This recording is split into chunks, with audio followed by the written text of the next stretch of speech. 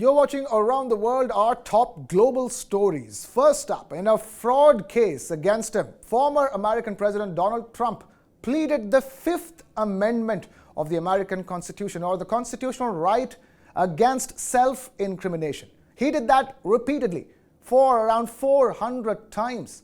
And now that video of Trump has been released by the state of New York in America. The video, a deposition in the civil fraud investigation against the former president, shows Trump repeatedly invoking the constitutional right against self-incrimination, or the Fifth Amendment. This video clip opens with Trump clarifying that the case is nothing but a witch hunt and that anyone in his position not taking the Fifth Amendment would be an absolute fool. I have absolutely no choice because the current administration and many prosecutors in this country have lost all moral and ethical bounds of decency. Anyone in my position not taking the Fifth Amendment would be a fool, an absolute fool. Accordingly, under the advice of my counsel and for all of the above reasons, I respectfully decline to answer the questions under the rights and privileges afforded to every citizen under the United States Constitution. This will be my answer to any further questions. Trump then proceeds to decline answers to all questions, repeating the same phrase, same answer, again and again and again. Remember, all of this is happening while Trump, if not actually, at least appears to be closely examining those documents handed to him by the attorneys. So the 2020 Statement of Financial Condition contained false and misleading valuations and statements. Is that correct? Same answer.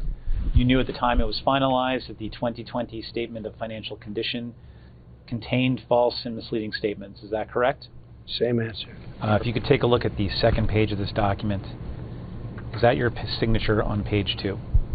Same answer. Trump and his organization have also been sued by the state of New York for allegedly misleading tax authorities about the value of his real estate assets to get loans and tax benefits. That pending lawsuit could lead to civil penalties worth $250 million and a ban on doing any business in New York at all for Trump. Keeping it with the US, is Indian-American Nikki Haley running to become America's president? Well, reports say she is moving closer to making her 2024 presidential campaign official. Haley, who was the US ambassador to the United Nations during the Trump administration, could launch her campaign as early as the 15th of February. Born as Nimrata Nikki Randhawa, the 51-year-old Nikki Haley has previously served as the governor of South Carolina. Haley was considered close to former President Trump and backed him on several contentious issues, including foreign policy.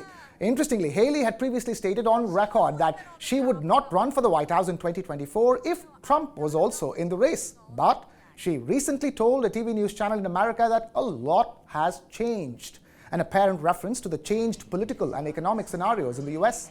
Now, Haley would be up against Trump himself, who launched his third consecutive run for the White House in November last year. Trump still remains the Republican Party's most popular figure and is the only major candidate to have declared his intention clearly. Trump's bid for the Republican presidential nomination in 2024 got off to a modest fundraising start, with his campaign ending the year with about $7 million on hand.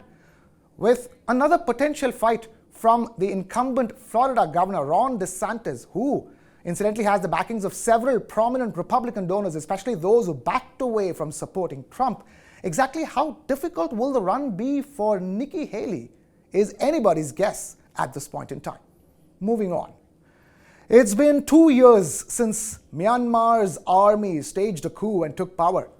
So what's life like for the common people of Myanmar 2 years after the military takeover?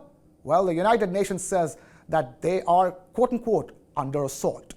Ahead of the coup's second-year anniversary, aerial bombings and attacks against pro-democracy forces have killed and displaced many people in Myanmar. The United Nations has called Myanmar's ruling government a junta, a military or political group that rules the country after taking power by force. Nearly half of Myanmar's population is currently living below the poverty line. 17.5 million people are expected to be in need of humanitarian aid in 2023. That's in contrast to a total of just 1 million people who were in need of aid before the military coup. Even as the US announced new sanctions on the country ahead of the coup's 2-year anniversary in Manila, the capital of the Philippines, dozens of activists held a solidarity rally in front of the Myanmar embassy in Manila. And the first and foremost recommendation is to renounce the so-called election that the junta is planning to orchestrate in the middle part of this year. Given the fact that they have failed in large part to secure legitimacy by the international community. Renouncing elections and new sanctions are certainly welcome, but the question remains, has the international community done enough to help Myanmar?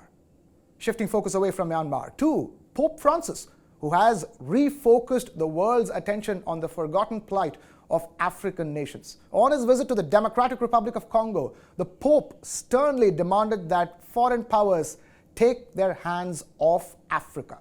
Tens of thousands of people with children in school uniforms taking the front row lined the main road into the capital city of Kinshasa to welcome Pope Francis.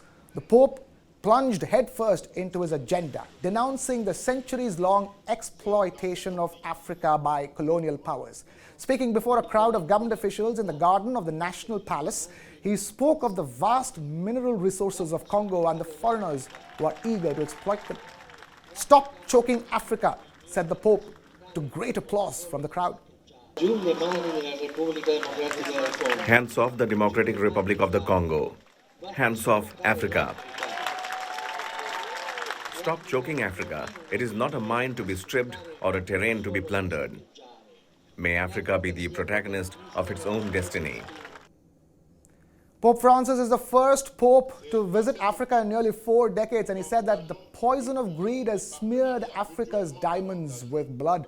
Congo has some of the world's richest deposits of diamonds, apart from gold, copper, tin, and even lithium. But mining them have only stoked conflict between militias, government troops, and foreign invaders, and has led to inhumane exploitation of workers, including children, and environmental degradation as well. After recent weeks of protest and instability in Sweden and Turkey, now Sweden's Prime Minister Ulf Kristersson has called protesters who angered Turkey and threatened Sweden's NATO accession as useful idiots. Useful for those who are against Sweden's interests. The groups and the individuals who carried out these kinds of actions in this security situation, they become useful idiots for forces that mean Sweden ill. In the month of January, anti-Turkey protests increased tensions between Ankara and Stockholm as Sweden sought Turkey's approval to join the NATO military alliance. First, pro-Kurd supporters hung an effigy of the Turkish president from a lamppost. Days later, a Danish far-right activist held a Quran-burning protest outside the Turkish embassy in Stockholm. This led to protests across several Muslim countries where Sweden's flag was burnt. Calls were made to boycott Swedish goods, and a sense of threat prevailed for Swedes living abroad.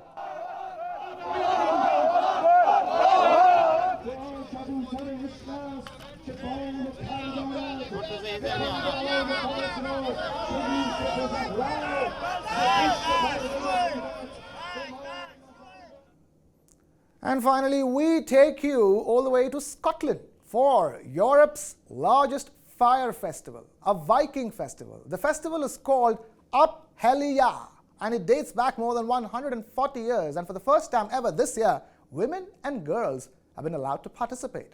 Thousands of lit torches parading around town, a Viking-styled galleyway, flames and bonfires lending the dark skies an orange tint. These are scenes from Shetland Island in Lerwick, Scotland, where people gathered to celebrate Lerwick's iconic Helly festival.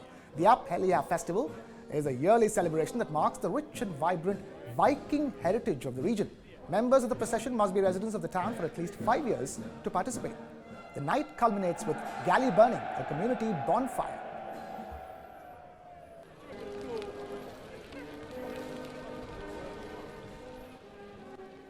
And that's all we have time for on this edition of Around the World. Thank you for watching. Keep it with News 9+.